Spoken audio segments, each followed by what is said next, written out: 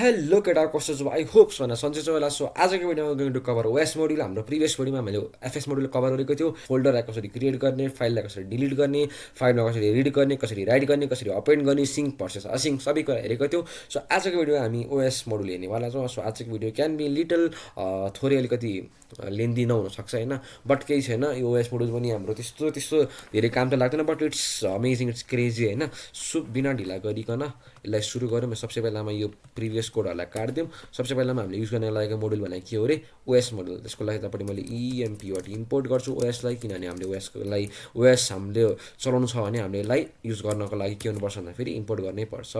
So अर्को भनेको यतापट्टि हेर्छ भने ओएसको पर्पज के भन्दाखेरि the OS module provides information about the computer system like CPU memory home directory yes guys yes तिमीहरूलाई अब म लिनक्समा काम गर्छु मलाई थाहा छैन कताबाट मेरो सिपियु चाहिँ छेड्छ म विन्डोजमा भएको भए त म टास्क म्यानेजरमा गरी हेर्थेँ बट मलाई लिनक्सको बारेमा के पनि थाहा छैन भने now I can use OS module to find my मेरो सिपियु कस्तो काम गरेर मेमोरी कस्तो काम गरेर सबै कुरा चाहिँ म यताबाट हेर्न सक्छु होइन सो इट्स एकदम सिम्पल है अर्को भनेको कसरी काम गर्छ भनेर हेर्नको लागि सबसे फर्स्ट मेथड भनेको यताबाट सबै मेथड तिमीहरूलाई काम लाग्दैन होइन चाहिन्छ पढ्नै छ भने एकदम डेडिकेसन छ भने नोडजेसको डक्स भनेर सर्च गर्नु त्यहाँ आउँछ ओएसको मोड्युल खोलेर पढ्दा हुन्छ बट अहिले जेनरल कुराहरू भनिदिन्छु म होइन सो यतापट्टि हेर्छौँ भने सबसे फर्स्ट भनेको हाम्रो ओएस र होम डिआइआर छैन सो यसले के गर्छ भन्दाखेरि गेट युजर्स होम फोल्डर होइन होम फोल्डर चाहिँ यसले दिन्छ एकचोटि ट्राई गरौँ const home is equals to OS dot home DIR sorry home DIR यस्तो लेखेर मैले सिएलजी गरेँ मैले होमलाई के आउँछ एकचोटि हेरिदिउँ के आयो भन्दा फेरि स्ल्यास होम स्ल्यास साइफर यो मेरो होमको डिरेक्टरी भयो होइन सो साइफर नाम क्रेजी छ मेरो चाहिँ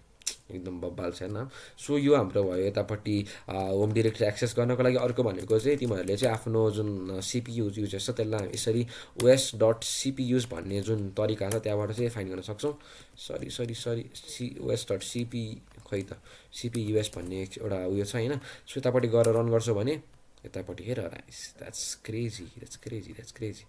समथिङ खतरा आयो यहाँनिर के आयो भन्दाखेरि तिमीहरूको यतापट्टि मोडल आयो इन्टरकोल आर यति 1.60 गिगाहर्ट्ज छ यसको स्पिड 799 छ यसको टाइम्स युजर यति छ नाइस 50 एसवाइएस ब्ला ब्ला ब्ला यति तिमीहरूको चाहिँ के आयो भन्दाखेरि आफ्नो सिस्टम सिपियुको चाहिँ यतापट्टि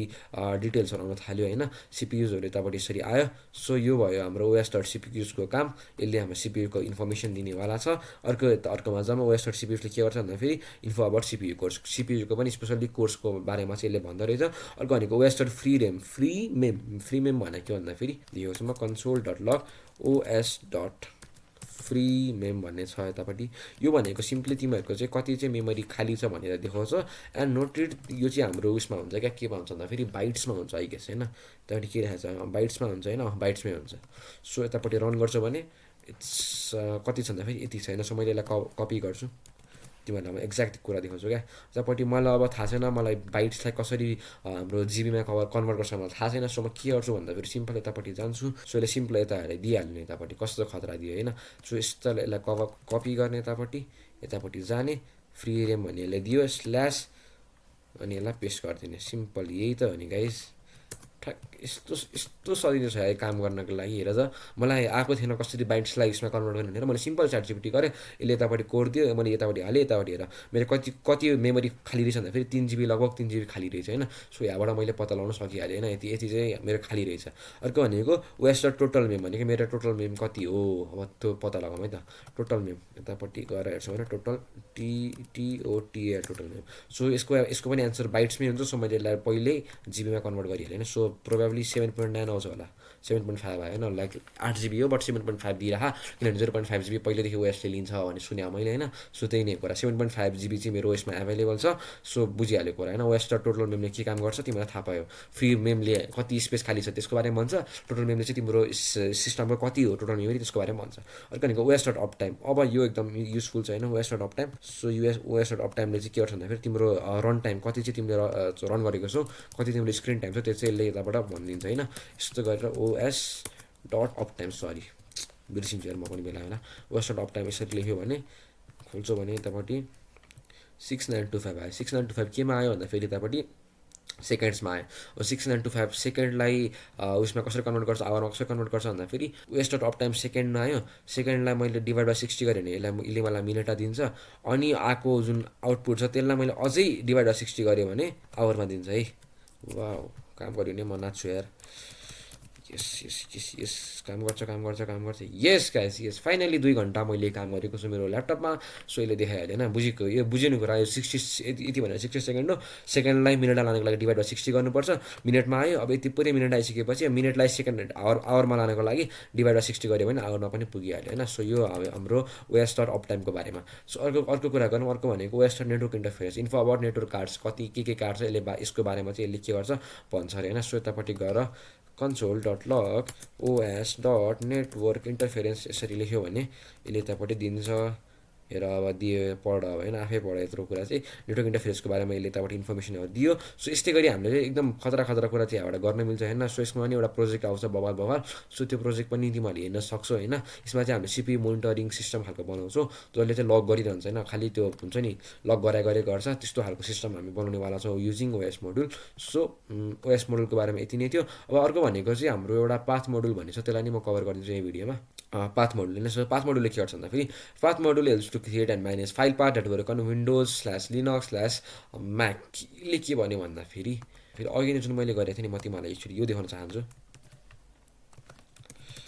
देखाउन चाहन्छु म तिमीहरूलाई एकचोटि यसलाई रन गरौँ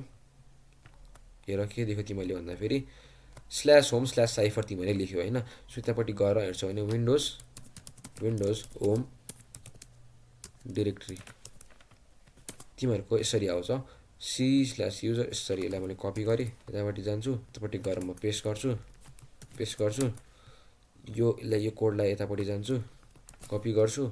यतापट्टि आउँछु पेस्ट गर्छु अब यतापट्टि हेर सो तिमीहरूको विन्डोजमा कसरी काम हुन्छ तिमीहरूको स्ल्यास कस्तो छ यतापट्टि हेर यस्तो स्ल्यास छ यतापट्टि यस्तो स्ल्यास छ तर तिमीहरूको लिनक्समा हेर्छ भने कस्तो स्ल्यास छ यसको ठ्याक्कै उल्टो स्ल्यास छ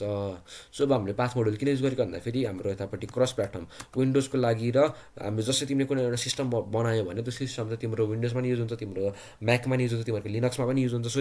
हरेक प्लेटफर्ममा यसरी फाइलको यो जुन लेख्ने चलन फरक छ क्या सो त्यसको लागि चाहिँ म्यानेज गर्न गाह्रो हुन्छ सो त्यसको लागि चाहिँ हामीले युज गर्ने भनेको पाथ मोडुल हो क्या बुझ्यौ कुरा त्यही भएर हामीले पाथ मोडुल युज गर्छौँ होइन सो तिमीहरूले पर्पज थाहा पाइसकेपछि काम बनिहाल्छ इम्पोर्ट पाथ फ्रम पाथ यो गरेपछि तिमीहरूको पाथ मोडुल युज हुन्छ तिमीहरूले यसलाई डिफ्रेन्ट टाइप अफ पर्पजको लागि युज गर्न सक्छौ मैले अलिकति 1-2वटा भनिदिन्छु यसको सबै जान्नुपर्ने जस्तो उयो छैन होइन सो चाहिँ पहिला भनेको पाथ डट जोइन के गर्छ भन्दाखेरि तिमीहरूको चाहिँ पाथ डट जोइन यताबाट दिन्छु म pa const all path all is equals to path dot join गरेको थिएँ मैले के जोइन गर्छु भन्दाखेरि सबसे पहिला म यतापट्टि इम्पोर्ट ओएसलाई नि म इम्पोर्ट गराउँछु ओएस फ्रम ओएस पनि गरेँ यतापट्टि मैले के मलाई जोड्नु छ भन्दाखेरि ओएस डट होम dir यसलाई जोड्नु छ मलाई अनि अर्को भनेको मलाई जोड्नुपर्नेवाला छ i.txt बनाएँ मलाई जोइन गर्नु छ i.txt पनि सो मैले यतापट्टि गएर i.txt लेखेँ भने console.log गर्न बिर्सेछु मैले अल लेखेँ मैले अब यसले के गर्यो भन्दाखेरि चाहिँ यसको चाहिँ एब्सोल्युट पाथ चाहिँ यसले ल्याएर दियो क्या मैले यो कोड चाहिँ कुनै विन्डो युज गर्ने मान्छेलाई दिएँ भने उसकोमा यो कसरी आउँछ भन्दाखेरि होम आउँछ अनि तिम्रो यस्तो आउँछ अनि साइफर आउँछ अनि यस्तो आउँछ अनि i.txt आउँछ क्या सो यस्तो जुन हाम्रो क्रस प्लेटफर्मको लागि चाहिँ हाम्रो पाथ मोडुलले चाहिँ सबैको लागि चाहिँ काम गरिदिनु भएको भएर वी युज पाथ मोडुल है सो यो कुरा तिमीले बुझ्यौ होला भन्ने आश गरेको छु मैले and I hope you guys understood this अर्को भनेको पाथ डट रिजल्भ जसले चाहिँ हाम्रो ठ्याक्कै एब्सोल्युट पाथ दिनेवाला छ होइन एब्सोल्युट पाथ कसको दिन्छ भन्दाखेरि त्यहाँ पनि गएर मैले लेखेँ console.log गरेँ मैले path path dot resolve resolve मैले पाथ डट रिजल्भ गरेँ कसको भन्दाखेरि मलाई i.txt को चाहिरहेको भने यसले यतापट्टि यसको एब्सोल्युट पाथ पुरै फुल पाथ चाहिँ यसले यसरी दिन्छ /homeभित्र /साइफरभित्र /मोडुलभित्र यो फाइल छ भनेर यसले यसरी दियो क्या एक्ज्याक्ट यो पाथ भयो बुझ्यो भने यो कुरा पनि अर्को भनेको dir नेम भनेको यसले फोल्डरको पाथ दिनेवाला अर्को भनेको एक्सटेन नै मैले गेट फाइल एक्सटेन्सन होइन यसले फाइलको एक्सटेन्सन दिन्छ जस्तै मैले यतापट्टि पाथ डट एक्सटेन नेम थियो यसलाई मैले रन गरेँ भने यसले ठ्याक्कै के दिनुपर्छ भन्दाखेरि .txt दिनुपर्छ क्या .txt बुझ्यो कुरा पाथ मोडुल किन युज हुन्छ भन्दाखेरि कुनै पनि फाइलको चाहिँ पाथ मिलाउनको लागि फाइलको चाहिँ पछाडिको त्यो एक्सटेन्सनहरूको लागि मिलाउनको लागि फोल्डरको पाथको लागि सबैको लागि चाहिँ हामी युज गर्ने मोडुल भनेको पाथ मोडुल हो सो आजको लागि यति नै गरौँ हामीले आज सिकेको भनेको ओएस मोडुल र पाथ मोडुल सिक्यो ओएस मोडुल र पाथ मोडुल कसरी काम गर्छ भने हामीले बुझिहाल्यो होइन सो अलिकति थोरै कुरा चाहिँ यतापट्टि हेर अभोइड हार्ड कोडिङ पाथ होइन हामीले आफैले चाहिँ पाथ नदिनु भनेर भनिराख किनभने तिमीहरूलाई थाहा हुँदैन कि तिमीहरूको सर्भरमा कसरी तिमीहरूले फाइललाई अर्गनाइज गरेर राख्छौ भनेर होइन सो त्यो त्यही भएर हामीले हार्ड कोडेड भनेको तिमीहरूले यसरी लाइक /me.txt यसरी नदियो भन्दा क्या लाइक तिमीहरूले डाइरेक्टली यसरी path पाथ डट यसरी अघि मैले गरेको थिएँ ओएस र होम डिरेक्टरी त्यसरी चाहिँ तिमीहरूले पाथहरूलाई चाहिँ एक्सट्र्याक्ट गर भन्न खोजेको है, त्यसको मिनिङ चाहिँ त्यो हो। अर्को भनेको क्रस प्लेटफर्म सेफ्टी, यो स्ल्यास भर्सेस स्ल्यास बुझिहाल्यो, पाथ त्यसले किन हेल्पफुल गर्छ भन्दाखेरि क्रस प्लेटफर्मको लागि त्यसले हेल्प गर्छ। वर्क्स वेल विथ एफएस, यसले भनेको एफएसहरूबाट एफएस मोडुलसँग चाहिँ यसले पर्फेक्टली काम गर्छ भनेको है। सो यो थियो हाम्रो थोरै झलक हाम्रो वेस्ट मोडुलको। यसमा अझै धेरै डिफ्रेन्ट टाइप्सको कुरा छ, सबै कुरा पढ्न थाल्यो भने जुनी बित्छ होइन, यो कलियुग बितेर हाम्रो सत्ययुग आउन थाल्छ। सो त्यसलाई छोडिदिउँ। सो आजलाई यति नै गरौँ। आजको लागि हामीले वेस्ट मोडुल र पाथ मोडुल कभर गरेको छौँ। अब आउने भिडियोमा हामी क्रिप्टो मोडुल कभर गर्नेवाला छौँ। So that much for today, till then stay tuned, bye by.